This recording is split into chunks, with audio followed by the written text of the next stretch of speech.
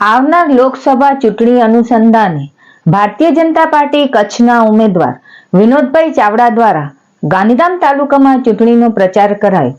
પ્રચાર દરમિયાન જનતાને 100% મતદાન કરવા અપીલ કરવામાં આવી. લોકસભા ચૂંટણી કચ્છના ભાજપના ઉમેદવાર વિનોદભાઈ ચાવડા દ્વારા ગાંધીધામ તાલુકામાં ચૂંટણીનો પ્રચાર કરાયો.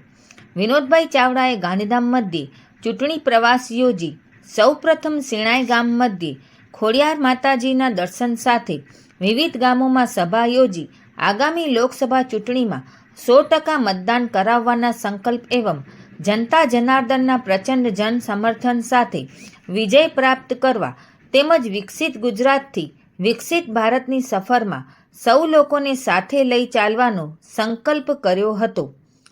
વિનોદભાઈ ચાવડાએ જણાવ્યું કે આ લોકસભાની ચૂંટણીમાં સૌ શહેરવાસીઓના સહકાર, સમર્થન અને સમર્પિતતાથી દેશ બનશે કેસરિયામય તેમજ નવી ઉર્જા અને નવી ઉડાન થકી દેશમાં કમળ ખીલી ઉઠશે.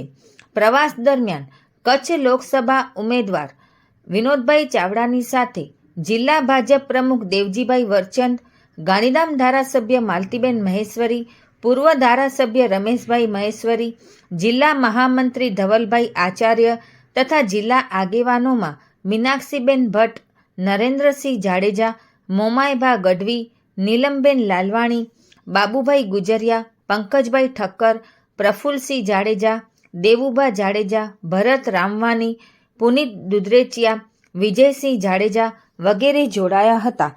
ઉલ્લેખનીય છે કે આ ચૂંટણી પ્રવાસ દરમિયાન ક્ષત્રિય સમાજના યુવાનો દ્વારા વિરોધ પણ નોંધાવાયો હતો, પરંતુ ભાજપ દ્વારા ચૂંટણીનો પ્રચાર યથાવત રખાયો હતો. રિપોર્ટ ભારતી માખીજાણી, ગાંધીધામ.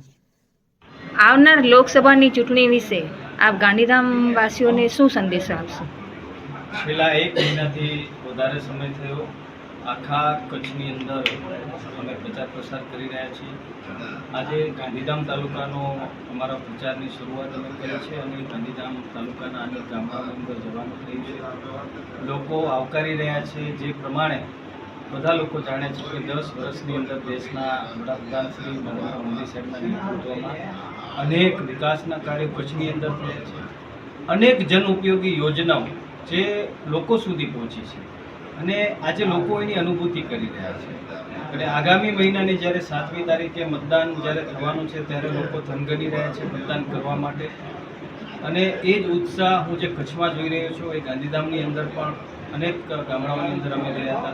અમારા ભારતીય જનતા પાર્ટીના પ્રમુખ દેવજીભાઈ વરચંદ આદરણીયશ્રી અને સાથે અમારા ધારાસભ્ય શ્રી બેન શ્રી માલતીબેન મહેશ્વરી, અમારા બધા આગેવાનો સાથે મળી કરીને અમે પ્રચાર પ્રસાર અમે કરી રહ્યા છીએ. અને ચોક્કસ તમારા માધ્યમથી હું કહેવા માંગુ છું કે જે પ્રમાણે અમે વાતાવરણ જોઈ રહ્યા છીએ આવનાર સમયની અંદર ખૂબ જ ઉત્સાહ અને જે લોકોની અંદર જે ઉત્સાહ છે એનું પરિણામ આવનાર આપણે લોકસભાની આ ચૂંટણીની અંદર આપણે જોવા